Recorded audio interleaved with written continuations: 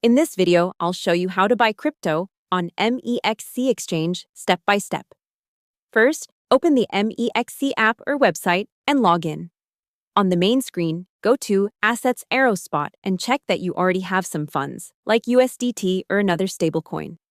If you don't have any yet, tap Buy Crypto and use card, bank transfer, or P2P to top up, then come back to your spot balance. Now, to start trading, tap Trade to Spot. At the top of the screen, tap the trading pair selector and search for the coin you want to buy. For example, BTC/USDT, ETH/USDT, or another pair that matches the balance you're using.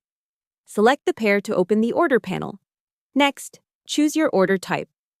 For beginners, market is the simplest because it buys at the current price. Enter how much USDT you want to spend or use the percentage buttons, then tap Buy and Confirm.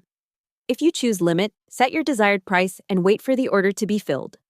Finally, go back to Assets arrow spot and you'll see your new crypto in your balance. Hope the tutorial was helpful. Subscribe to my channel and see you in the next video.